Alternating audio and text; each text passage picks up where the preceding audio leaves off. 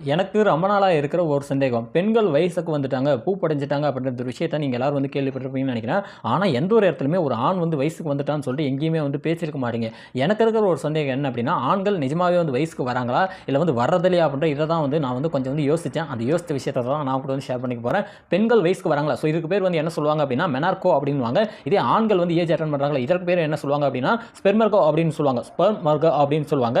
ஒரு ஆண் தன்னுடைய 11 வயசுலேருந்து 13 வயசு அப்படின்ற இந்த காலகட்டத்தில் பார்த்தீங்கன்னா வந்து இந்த மாதிரி வந்து வயசுக்கு வரக்கூடிய இந்த நிகழ்வை வந்து சந்திக்கலாம். அப்படியே வந்து அவன் வந்து சந்திக்கும் போது என்ன மாற்றங்கள் ஏற்படும் அப்படின்னா, இந்த மீசைகள் வந்து உருவாகிறது, தாடிகள் உருவாகிறது, இந்த குரல் வலை வந்து பெருசாகும், விதைப்பை பெருசாகும், நம்முடைய ஃபேஸ் எல்லாம் பார்த்தீங்கன்னா பிம்பிள்ஸ் வந்து வரும். ஸோ இந்த பிம்பிள்ஸ் எல்லாம் வரதுக்கான காரணம் என்ன அப்படின்னா, நம்முடைய உடம்புல வந்து டெஸ்டோஸ்டரான் அப்படின்ற இந்த ஒரு ஹார்மோன் வந்து அதிக அளவில் வந்து செக்ரிகேஷன் ஆகிறனால தான் இந்த மாதிரி வந்து நம்முடைய ஃபேஸில் வந்து இந்த மாதிரியான பிம்பிள்ஸ் எல்லாம் வந்து வருது. ஸோ நம்ம நார்மலாக இருக்கக்கூடிய காலகட்டம், அதாவது அந்த 11 டு அந்த 15 அப்படின்ற காலகட்டத்தில் பார்த்தீங்கன்னா வந்து பசங்க வந்து வயசுக்கு வந்துடுவாங்க.